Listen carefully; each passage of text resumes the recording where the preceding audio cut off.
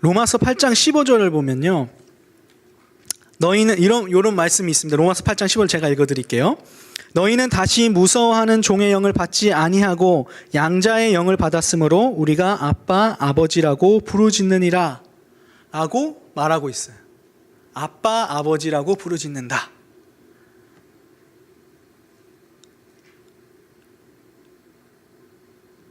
그러니까 우리가 진정으로 회심을 하고 그리스도인이 되면 하나님께 아버지라고 부르짖을 수밖에 없다고 이야기하는 거죠. 그러니까 그리스도인이 된 사람이라면, 회심하고 그리스도인이 된 사람이라면 반드시 기도할 수밖에 없다라고 이야기하는 거죠. 진정으로 구원받은 백성의 증거가 간절한 기도하는 것으로 나타난다라고 하는 것을 로마서 8장 15절에서 이야기하고 있는 거죠.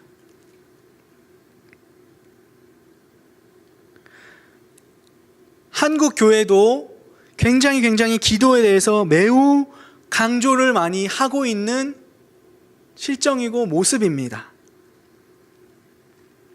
심지어 세계에서는 유래를 찾아볼 수 없다라고 말할 정도로 새벽 기도라고 하는 어떤 한국 교회만의 고유한 문화가 있어요.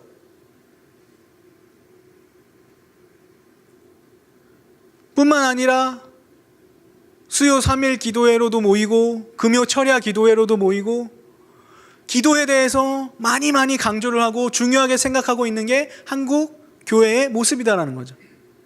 모습이다는 거죠.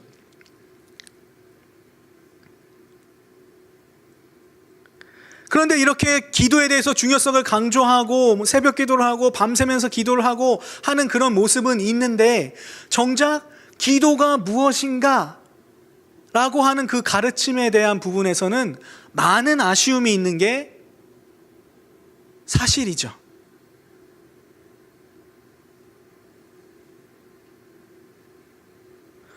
특히 한국 교회에서 기도라고 하는 것이,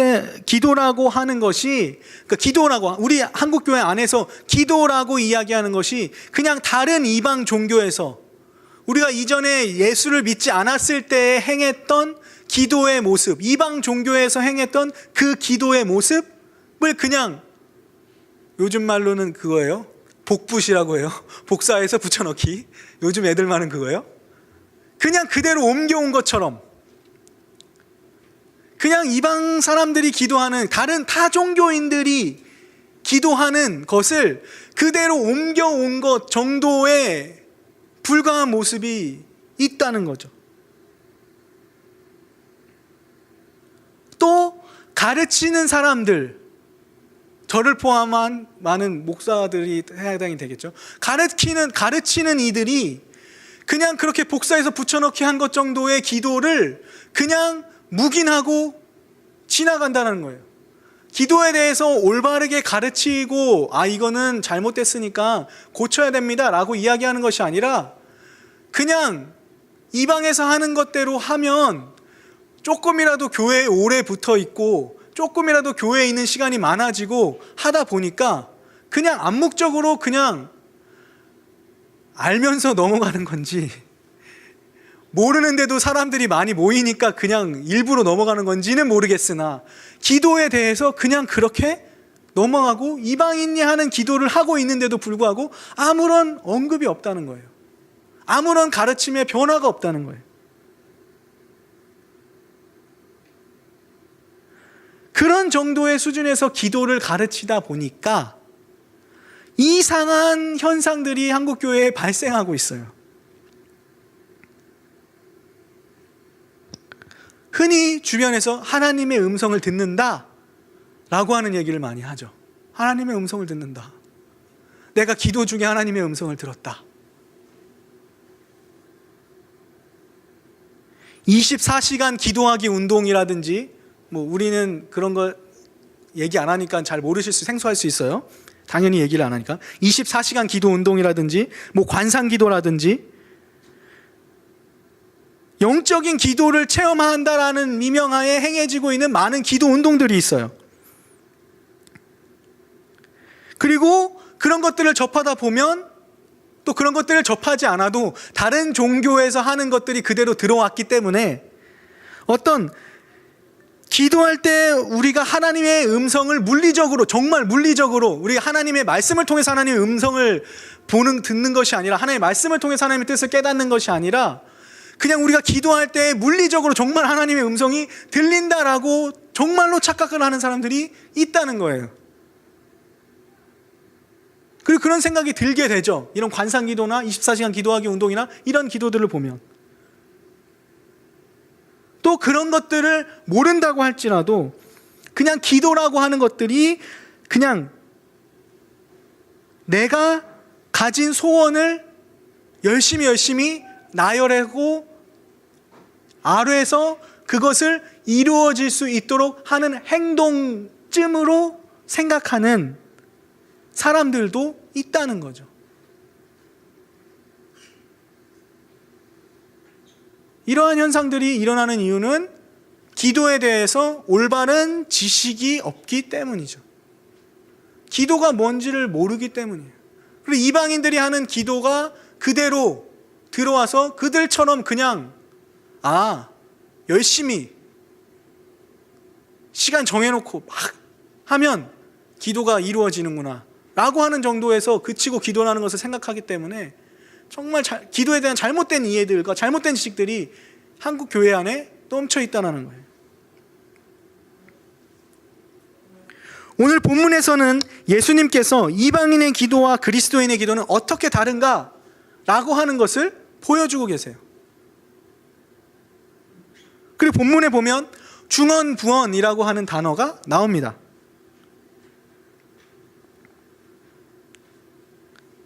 우리가 성경을 보통 해석을 할 때요, 성경 이제 히브리어랑 헬라어로 이렇게 기록이 되어 있잖아요, 성경이. 그것도 현대인들, 현대 히브리어나 현대 헬라어가 아니라, 현대 그리스어가 아니라 옛날에 썼던 고전어예요, 고전어. 옛날 말이죠, 옛날 말. 그러니까 우리로 따지자면 나란말싸미 중국에 달아 이런 거랑 비슷한 거예요. 그거 읽으면 우리 잘 못 알아듣잖아요. 그 사람들도 성경 옛날 원문에 있는 그걸 그대로 보면 잘 못 알아듣습니다. 히브리인이라고 할지라도, 혹은 그리스인이라고 할지라도. 근데 이제 성경을 우리가 해석을 할 때 고전 헬라어 이제 이거를 이제 막 번호를 매겨 놓거든요. 성경 연구하는 사람들이 이거는 몇 번 쓰였고 이 단어는 어디 부분에서 쓰였고 이런 걸 얘기를 해요. 근데 그래서 이제 이 단어가 정확하게 무엇을 의미하는가. 왜? 요새 사람들도 그 옛날 말을 보면 모르니까요. 이게 정확하게 그때 당시에 무엇을 의미했는가를 알려고 할 때, 성경을 읽으면서 알려고 할 때는 이제 도움을 많이 받을 수 있는데, 다른 본문에서는 이 단어가 어떻게 쓰였는가, 요거를 살펴봐요, 먼저는. 그러니까 여기서 이 똑같은 단어가 다른 곳에 똑같이 쓰였는데 어떤 뜻으로 사용됐더라, 그리고 저쪽에서는 어떤 뜻으로 사용됐더라, 이런 것들을 살펴보거든요.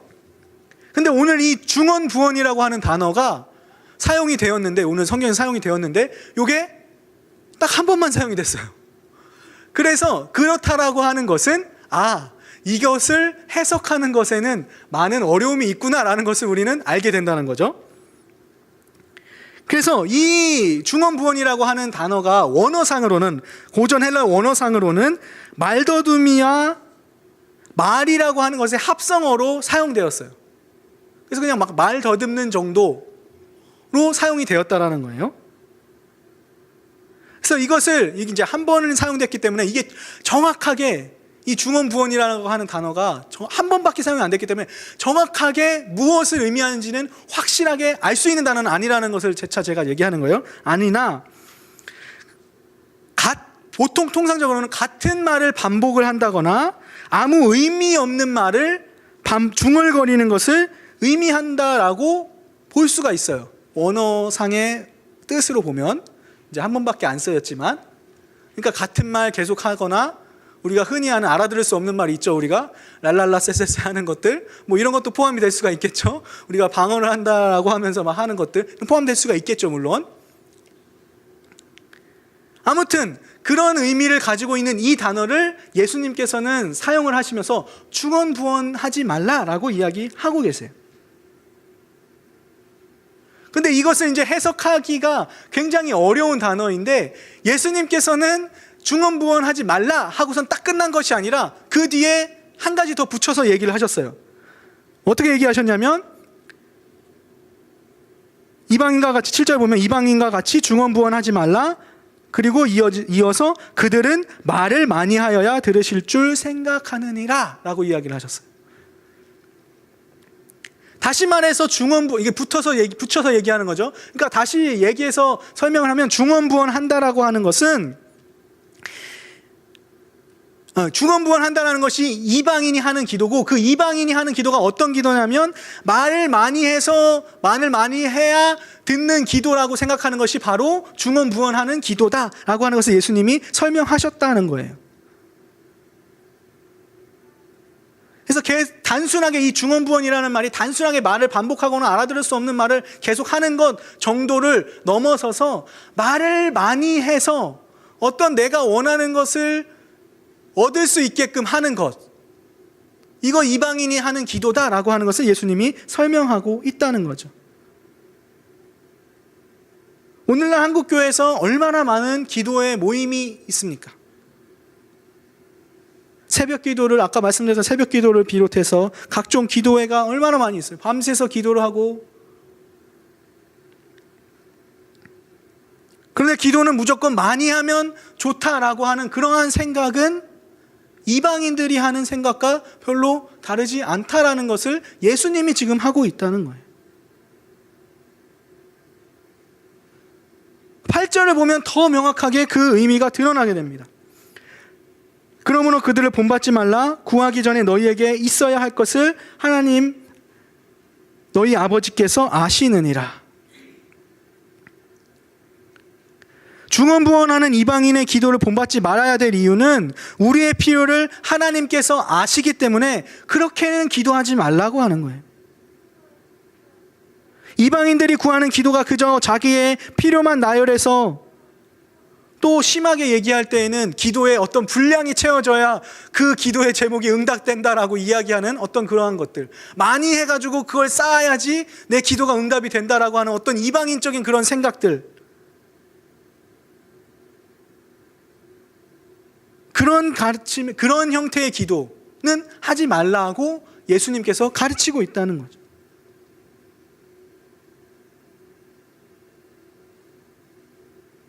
그게 이방인들의 기도라는 거예요.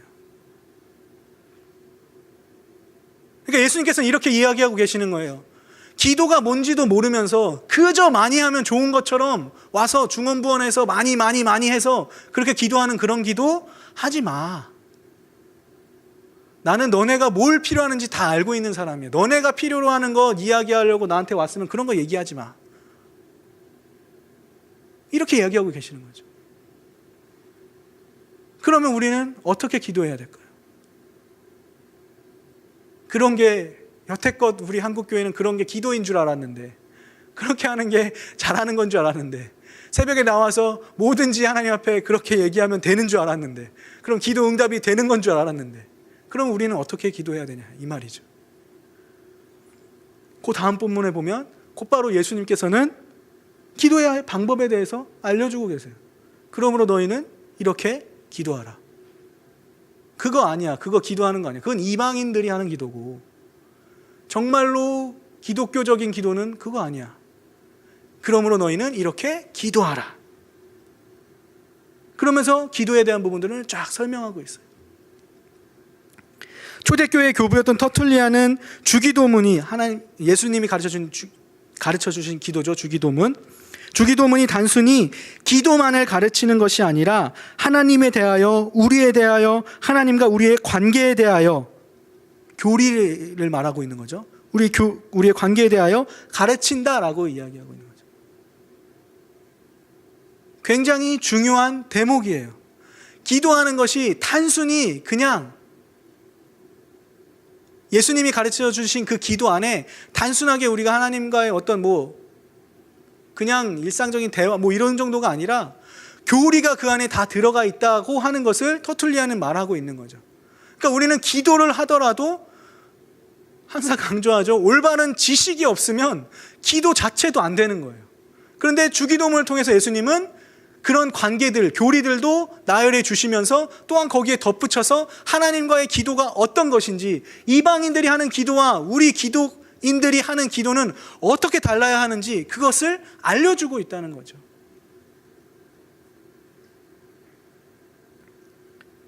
그러면서 하늘에 계신 우리 아버지라고 벌써 시작을 해요.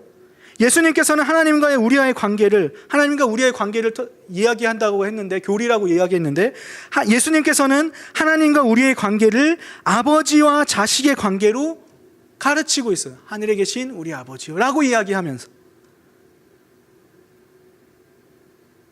이거는 기독교에만 있는 독특한 개념이에요. 다른 종교에서는 이런 개념이 없어요. 그들이 섬기는 신과 그들이 다스리는 피조물과의 관계를 아버지와 자식의 관계로 표현했다? 이런 개념은 다른 종교에는 없는 개념이에요.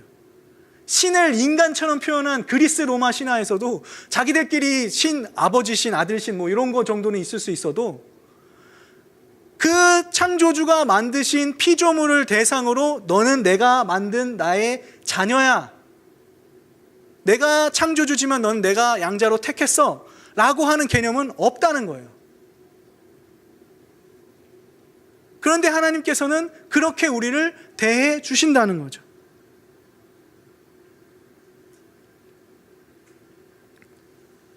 그렇기 때문에 하나님을 아버지로 인식한다라고 하는 거, 예수님께서 가르쳐 주신 것처럼 하늘에 계신 우리 아버지라고 이야기하는 거, 하나님을 우리의 아버지라고 인식한다라는 것은 정말 부모가 자식의 모든 필요를 아는 것과 같이 하나님이 우리의 모든 필요를 알고 계신다라고 하는 것이 전제된다라는 거죠.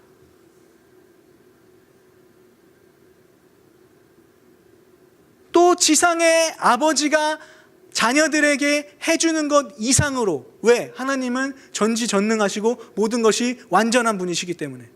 인간의 아버지는 부족하잖아요. 자녀한테 잘 해주고 싶은 건 많은데 잘 못 해줄 수가 있잖아요.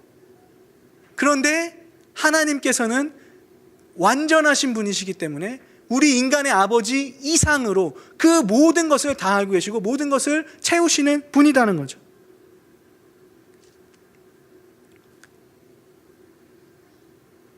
그렇기 때문에 기도에 있어서 가장 중요한 부분은, 하나님 우리한테 뭘 해주세요, 이것이 내게 필요합니다, 이거 도와주세요, 뭐 이런 정도가 우리에게 하는 기도가 아니라, 기도에 있어서 가장 중요한 부분은 하나님과의 교통이라고 하는 부분이라는 거예요. 하나님과의 교제 그 자체가 기도에 있어서는 가장 중요한 부분이라는 거죠. 그런데 한국 교회에서는 기도를 이야기하면 그냥 깔려있는 기본 사상이, 기도하면 응답 받았어? 못 받았어? 응답이 됐는가 안 됐는가? 이거에 신경을 쓰기 때문에, 그거에만 관심을 쏟고 있기 때문에 하나님과의 교제라고 하는 그 개념을 굉장히 낯설어하는 개념이고 잘 이해를 못할 수 있는 그런 부분이라는 거죠.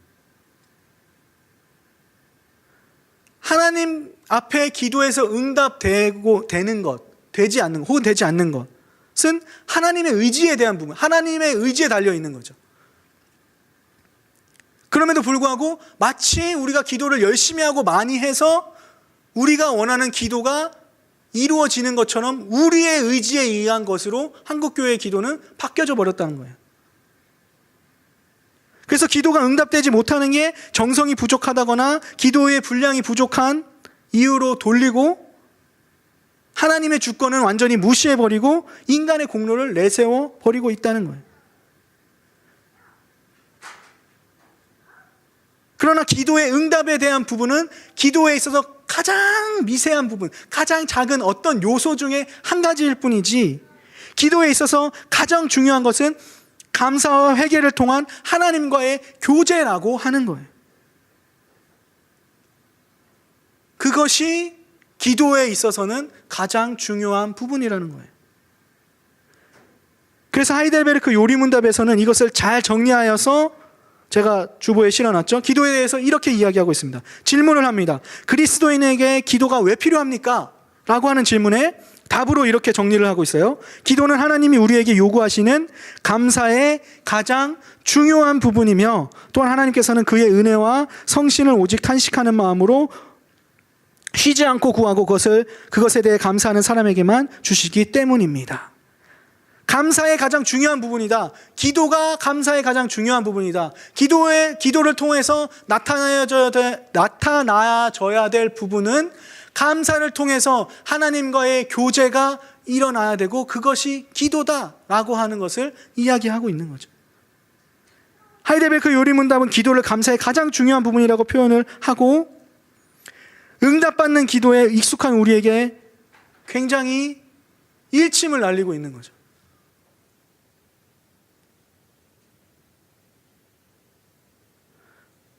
우리가 생각하는 기도의 개념은, 한국 교회가 생각하는 기도의 개념은, 이방인들이 구하는 기도의 개념은 뭔가를 끈질기게 구하는 것이라는 것이 각인이 되어버렸어요. 그래서 하나님과의 교제가 중심이다라고 하는 것을 굉장히 낯설어요. 아까 말씀드렸던 것처럼 어색해합니다.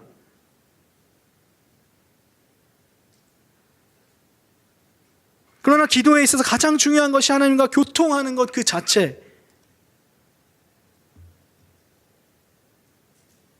이지 무언가 내가 열심히 해서 그것을 얻어내겠다, 받아내고야 말겠다라고 하는 것 자체는 중요한 게 아니라는 거예요. 잘못된 것이라는 겁니다.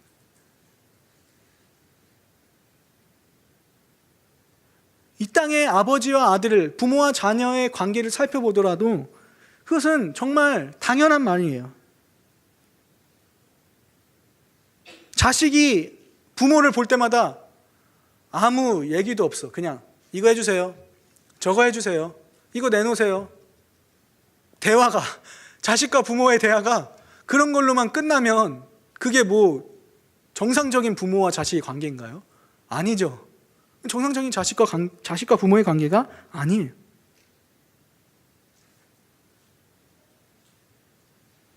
제가 어저께 밥을 먹으면서 고기를 먹다가 고기를 손으로 이렇게 찢어가지고 제 딸내미 입에다가 싹 넣어줬어요. 먹으라고. 먹을래? 근데 먹겠대. 먹었어요. 근데 딸내미가 하는 말이 뭔 줄 아세요? 아빠가 먹여주니까 정말 맛있다, 이 얘기를 했는데, 와, 이래서 사람들이 딸바보가 되는구나. 나는 그냥 먹여준 것밖에 없는데 아빠가 먹여주니까 정말 맛있다. 이런 게 자식과 교제하는 거 아니에요? 교제잖아요, 교제. 근데 얘 딸내미가 저한테 와가지고 아빠 이거 내놓으세요, 저거 내놓으세요, 맨날 그 얘기만 한다고 생각해 보세요. 정상적인 관계가 아니에요.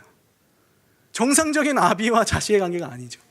우리가 하나님과의 기도의 관계에서 생각해 볼 때, 아버지와 자식의 관계에서 생각해 볼 때, 하나님 이거 해주세요, 저거 해주세요, 이러고 끝나면 이거는 정말 올바른 관계가 아닌 거죠.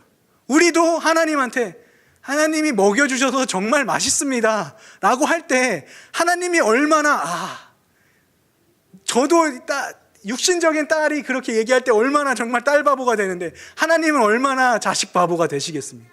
그 교제가 온전히 이루어진다고 하면 그게 기도라는 거예요.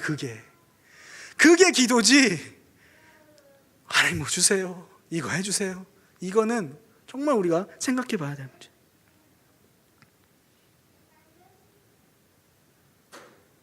그것이 한국 교회가 가지고 있는 문제가 오직 응답, 오직 내 소원이 이루어지는 것 정도로 그치기 때문에, 하나님과의 교제를 중요하게 여기지 않고 있기 때문에 모든 문제들이 거기서 발생된다는 거예요.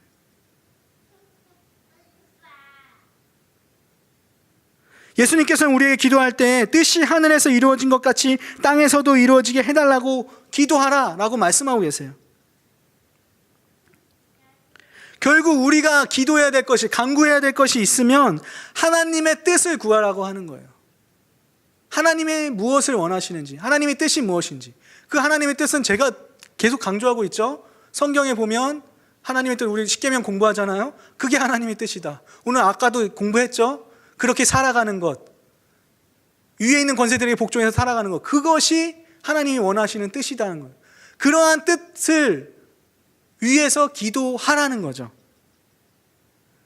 하늘에서 이루어진 것 같이 땅에서 이루어지다라고 하는 것은 그런 개념인 거예요. 그러니까 우리가 다만 하나님께 간구할 것이 있으면 하나님, 내가 그렇게 살아야 되는데 그렇게 못 살고 있네요. 하나님 도와주십시오. 요 정도가 돼야 되는 거예요. 하나님, 부자가 되게 해주세요. 명예를 얻게 해주세요. 내 병 좀 어떻게 해주세요. 물론 간구할 수 있죠. 그러나 그런 모든 것들도 하나님의 뜻 안에서, 그것을 통해서 내가 어떻게 하나님의 뜻을 이루어가고 하나님이 원하시는 삶이 어떻게 이루어져 나가는지를 아는 것 안에서, 그 뜻이 이루어져야 되는 것 안에서 해야 되는 것이지, 우리가 이방인들이 하는 기도를 그대로 따라서 이거 해달라 저거 해달라 이렇게 하는 것은 올바른 기도가 아니다는 겁니다. 주의예요. 기독교는 로마 카톨릭이 아니에요. 내가 열심히 기도를 하고 내가 뭔가를 해서 내 공연을 통해서 내 문제를 해결해 보겠다? 40일 금식 기도를 해서 내가 내 안에 있는 문제를 막 해결해 보겠다? 내가 뭘 해서 나의 의지로 뭘 해결한다? 안 되는 거예요. 업적을 많이 쌓으면 그것으로 결과물을 얻는 종교가 아니다라는 거예요. 기독교는 그런 종교가 아니에요. 언제부터 우리 기독교가 우리가 열심히 노력을 해서 이루어가는 그런 종교였습니다. 기독교는 그런 종교가 절대 아니에요. 기독교는 또한 무속 종교도 아닙니다. 100일 치성을 드리면 그 치성 드린 정성이 막 쌓여서 기도가 응답되고, 지성이면 감천이어서 하늘이 그것을 갸륵하게 보시고 그 소원이 이루어지게 하는 무속 종교의 개념이 아니에요. 수능을 보는 세대들에게 그런 몹쓸 짓을 기독교는 강요하고 있죠. 수능 전 100일 기도에 열심히 나와서 학생들은 또 나오지도 않아. 공부해야 되니까. 혹은 나오면 그것 때문에 대학교 잘 간다라고 부추기는 경우도 있고요. 몰라요. 하여튼 개판이에요. 100일 기도회 치성 드리는 것처럼 100일 기도회를 해놓고 교회가 그걸 부추겨서 부모들 나와서 기도하라고 해놓고, 그런 몹쓸 짓을 우리 자라나는 세대들에게 하고 있다니까요. 아무런 문제의식이 없이 그렇게 해버리고 있어요. 얼마 전에 수능이 끝났죠? 정말 어떻게 해야 될지 모르겠어요. 아이들을 교육해야 되는데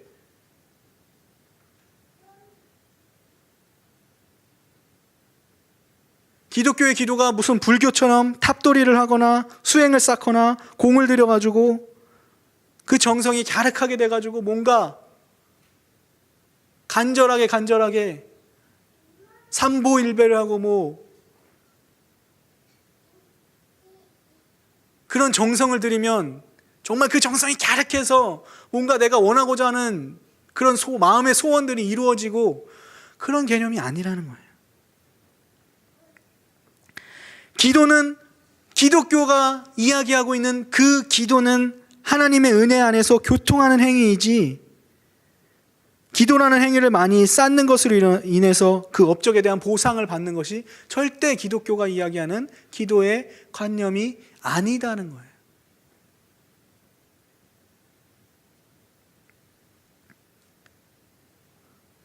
오늘날 현대인들은 아무리 강조를 해도 기도를 잘 하지 않는 그런 안타까움은 있습니다.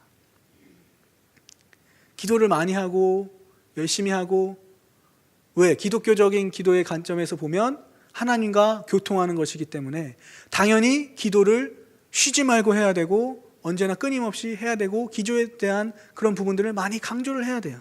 그렇지만 잘 이루어지지 않고 있는 것이 어떤 한국교회의 현실이고 우리 현대인들의 현실입니다. 그렇기 때문에 우리가 기도를 많이 해야 된다라고 가르쳐야 되는 것은 기도가 하나님과의 교제라는 것이라는 관점 하에서 기도를 많이 해야 된다고 가르치는 것은 분명한 사실이에요. 그러나 기도를 많이 하라고, 열심히 하라고 가르치려고 틀린 것을 가르치면 안 돼요. 그런데 우리 한국교회는 그냥 뭔가 될 것만 같으면 이것이고 저것이고 틀린 것도 막 갖다 써붙이는 그런 어떤 무대뽀적인 것들이 있어요. 그게 아니라는 거죠. 기도는 하나님과의 교제이기 때문에 많이 열심히 해야 되지만 기도를 많이 해야 하나님께서 들으신다라고 하는 그런 가르침들은 다 교회 안에서는 사라져야 되는 부분인 거죠. 많이 해야 하나님께서 들으실 것이다라고 얘기하고 부추기는 것들은 예수님께서 가르치시는 것처럼 중언부언하는 기도이고, 많이 하여야 듣는 기도는 이방인들이 가르치는 기도다라고 하는 것을 우리는 항상 기억해야 된다는 것이죠. 때문에 우리는 우리가 원하는 목표를 응답받기 위해서 분량을 채우고 업적을 쌓는 식의 이방인들의 기도의 개념은 완전히 버려야 돼요. 아예 그건 생각도 하지 말아야 돼요. 그리고 예수 그리스도께서 가르치신 것처럼 하나님과의 교통이 있어서 하나님과의 교통이 충만한 그런 진정한 기도가 우리 가운데서 이루어질 수 있도록 끊임없이 노력하고 끊임없이 기도함으로써 하나님과의 온전한 교통을 이루어 나가는 거죠. 그래서 기도하는 중에 누가 내게 말씀하셨습니다, 하나님의 음성을 들었습니다, 이런 식으로 하나님의 뜻을 헤아리는 것이 아니라 하나님과의 기도를 통하고 하나님과의 교제, 기도를 통한 하나님과의 교제를 이루어 나가고, 또한 하나님께서 우리에게 주신 하나님의 거룩한 말씀을 우리가 공부하고 연구하고 읽으면서 하나님이 원하시는 뜻이 무엇이구나 라고 하는 것을 기도와 또 성경 공부를 통해서 계속해서 우리 끊임없이 알아가고 하는 거죠. 그것을 통해서 하나님의 뜻을 우리는 알아가는 거예요. 그런 게 바로 기도하는 것, 기독교에서 가르치고 있는, 기독교에서 이야기하고 있는 기도의 관념이다, 기도의 개념이다라고 하는 것을 우리가 잘 숙지하고 잘 이해를 하면서 우리가 신앙생활을 해 나가야 된다는 거죠. 그래서 예수님께서는 우리에게 기도를 그렇게 중언부언하지 말고 이방인들처럼 기도하지 말고 말을 많이 하여야 듣는 게 아니라 하나님이 너의 필요를 다 아시기 때문에 우리의 교제가 더 소중한 거란다 얘기하시면서 아빠가 입에 넣어주니까 정말 맛있어. 하나님께 기도할 때 하나님 너무나 감사합니다. 이 미천한 나를 하나님께서 나를 들어 써주시니 너무 감사합니다. 하나님께서 얼마나 마음이 뿌듯하시겠습니까? 인간적인 표현이지만 그런 기도의 개념이 우리 가운데 있어야 된다는 것을 기억하면서 기도를 우리가 잘 생각하는 그런 또 한 주간이 될 수 있기를 바랍니다. 그러므로 너희는 이렇게 기도하라. 하늘에 계신 우리 아버지여, 이름이 거룩히 여김을 받으시오며 나라가 임하시오며 뜻이 하늘에서 이루어진 것 같이 땅에서도 이루어지이다. 오늘 우리에게 일용할 양식을 주시옵고 우리가 우리에게 죄 지은 자를 사하여 준 것 같이 우리 죄를 사하여 주시옵고 우리를 시험에 들게 하지 마시옵고 다만 악에서 구하시옵소서. 나라와 권세와 영광이 아버지께 영원히 있사옵나이다. 아멘. 기도하겠습니다.